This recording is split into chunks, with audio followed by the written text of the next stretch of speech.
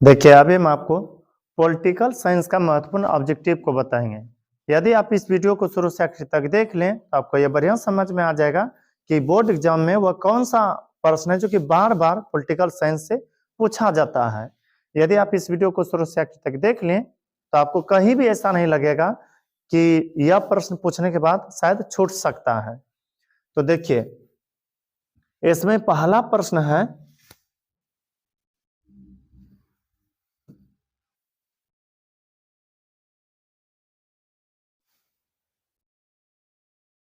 पहला प्रश्न है भारत में कहां औरतों के लिए आरक्षण की व्यवस्था है? पंचायती राज संस्थाओं में, पंचायती राज संस्थाओं में महिलाओं के लिए आरक्षण की व्यवस्था। आरक्षण समझते हैं ना, आरक्षण का मतलब छूट अर्थात डिस्काउंट। यदि महिलाओं को सबसे अधिक आरक्षण दिया गया है तो वह है पंचायती राज संस्थाओं में। इसमें 50% आरक्षण दिया गया है। 50% आरक्षण का मतलब जैसे कहीं पर 100 सीट खाली है तो उसमें 50 सीट पुरुष के लिए है तो 50 सीट औरत के लिए भी है। फिर आगे प्रश्न है, भारत में बहुसंख्यक आबादी है हिंदू समुदाय की।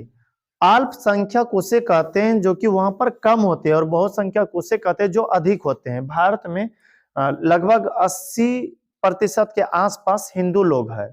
उसके बाद 20% में मुस्लिम, जैन, बौद्ध, सिख इत्यादि आते हैं। फिर आगे है, भारतीय संविधान के अनुसार भारतवर्ष को घोषित किया गया है। भारतीय संविधान में यह कहा गया है कि भारत धर्मनिरपेक्ष वाला देश है, अर्थात भारत का अपना कोई धर्म नहीं है और भारत में जितने भी धर्म के लोग हैं सभी को बराबर मान्यता दिया गया है संविधान के द्वारा। तो यदि कोई कहे ना भारतीय संविधान के अनुसार भारत वर्ष को घोषित किया गया है तो धर्मनिरपेक्ष वाला देश, भारत का कोई अपना धर्म नहीं। आप पाकिस्तान चले जाइए, वहां इस्लाम धर्म के अलावा और किसी धर्म का ज्यादा मान्यता नहीं है, वैल्यू नहीं है। लेकिन यहाँ भारत में चर्चा करें तो सभी धर्मों के लोग बराबर अधिकार प्राप्त करके जी रहे हैं। फिर आगे है, इनमें की संस्था में महिलाओं को 50% आरक्षण प्रदान किया गया। अभी तो बताए थे थोड़ा देर पहले, महिलाओं को पंचायती राज संस्थाओं में 50% आरक्षण दिया गया है। कहां? स्थानीय पंचायती राज संस्थाओं में। फिर आगे प्रश्न है, भारतीय संविधान के बारे में इनमें से कौन सा कथन सत्य है? भारतीय संविधान के बारे में जो है ना, इनमें से कौन सा कथन सत्य है? यह धर्म के आधार पर भेदभाव की महानता करता है। ये तो गलत है, यह धर्म के आधार पर भेदभाव होता नहीं। आप खुद से सोचिए, आपके आसपास जो स्कूल है क्या वहां पर सिर्फ हिंदू है या सिर्फ मुस्लिम है? नहीं। हाँ, यदि उर्दू विद्यालय है तो फिर वहां का बात छोड़ दीजिए। आप पुलिस थाना, पुलिस स्टेशन जो है क्या वहां पर सिर्फ मुस्लिम या हिंदू होते हैं पुलिसकर्मी? नहीं, सभी धर्मों के लोग होते हैं। तो इसलिए यह कहना गलत है कि यह भारत के आधार या धर्म के आधार पर भेदभाव मना ही करता है, यह गलत है। फिर है, यह एक धर्म को राजकीय धर्म बनाता है, ये भी गलत है। सभी लोगों को कोई भी धर्म मानने की आजादी देता है, यह सही है। भारत के लोग किसी भी धर्म को आसानी से मान सकते हैं, इसमें किसी प्रकार की प्रतिबंधी या फिर बाधा या कह सकते हैं ऐसा नहीं नियम बनाया गया जिसमें यह कहता हो कि आप हिंदू हैं तो यह नहीं बन सकते, वह है तो हिंदू नहीं बन सकते। फिर आगे है, भारत की वित्तीय राजधानी है। वित्तीय राजधानी भारत की बोला जाता है मुंबई को। ऐसे भारत की राजधानी नई दिल्ली, लेकिन वित्तीय राजधानी कहे तो मुंबई को। कोई कहे कैसे? देखिए, वित्तीय राजधानी उसे कहते हैं जहां कि उस देश में सबसे बड़ा औद्योगिक केंद्र होते हैं। भारत का सबसे बड़ा औद्योगिक केंद्र मुंबई में है, जो कि महाराष्ट्र में पड़ता है। यही कारण है कि भारत की वित्तीय राजधानी या सूती वस्त्र की राजधानी मुंबई को कहा जाता है।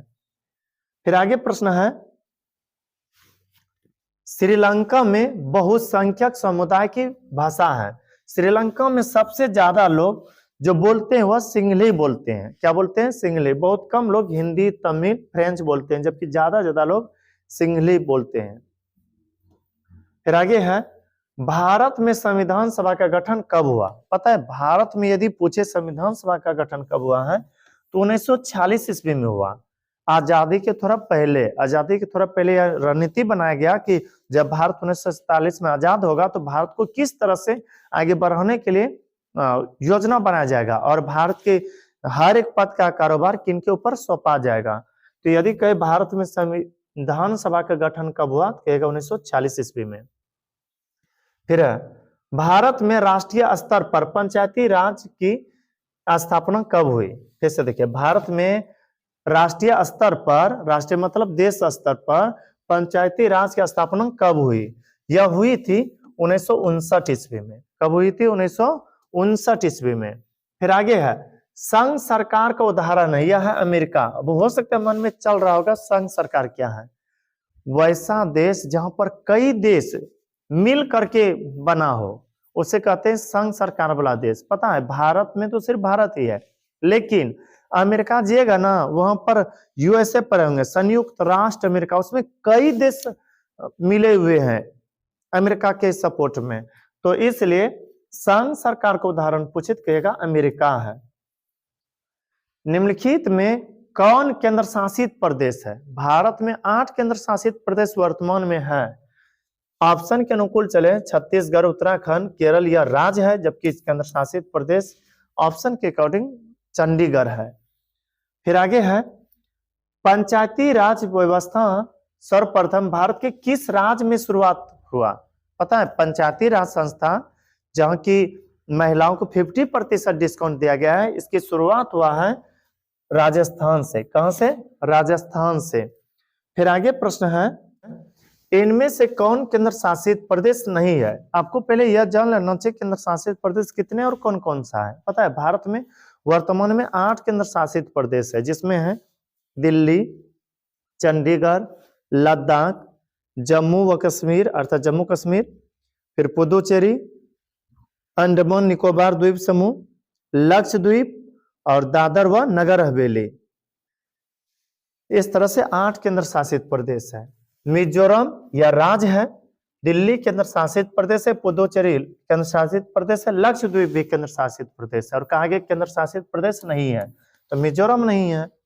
फिर आगे प्रश्न है वर्तमान समय में भारत में कितने केंद्र शासित प्रदेश है? वर्तमान में भारत में 8 केंद्र शासित प्रदेश है।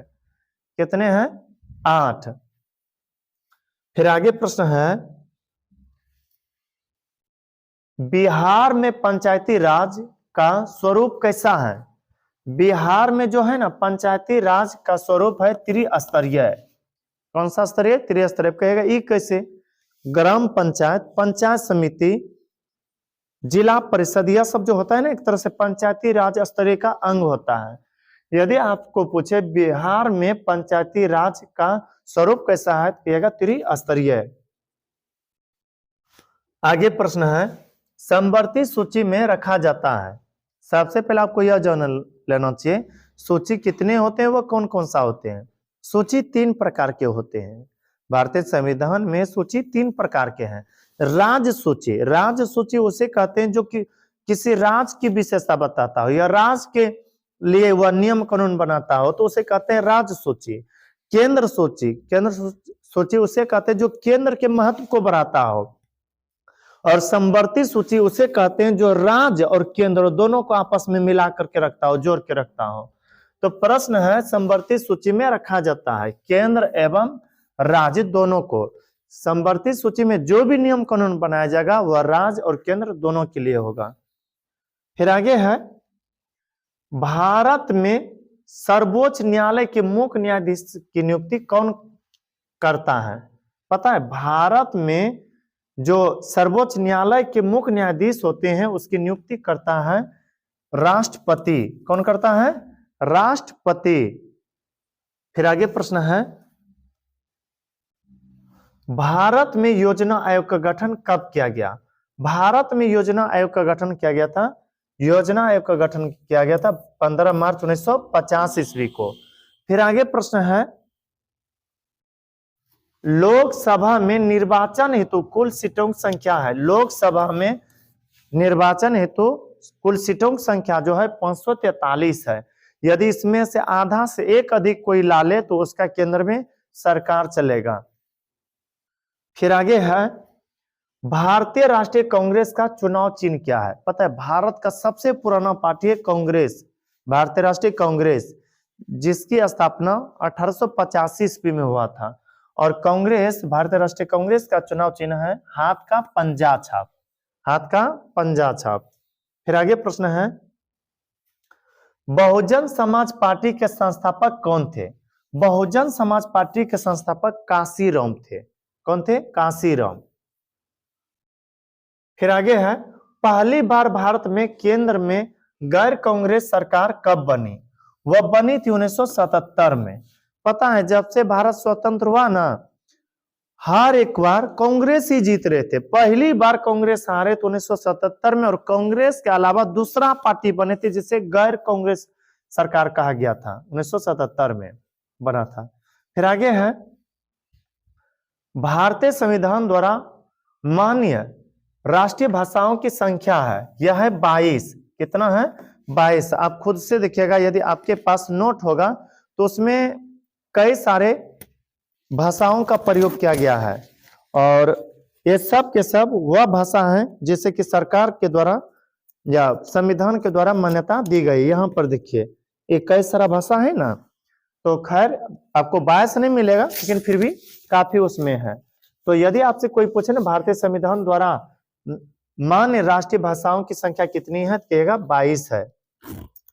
ऐसे भारतीय संविधान का कोई अपना भाषा नहीं है, भारत का कोई अपना भाषा नहीं है। यदि आपसे कोई पूछे ना कि भारत का राष्ट्रीय भाषा क्या है, तो ये नहीं कहेगा हिंदी। भारत का राष्ट्रीय भाषा कुछ भी नहीं है। बस इस वीडियो में इतना ही। यदि ये वीडियो आपको अच्छा लगा हो तो हमारे वीडियो को लाइक कीजिएगा, और अभी तक यदि हमारे चैनल को सब्सक्राइब नहीं किया तो कर लीजिएगा, ताकि जो भी इस तरह से वीडियो अपलोड करें वे आप तक आसानी से पहुंच सके। मिलते हैं किसी अगला वीडियो में, तब तक के लिए धन्यवाद।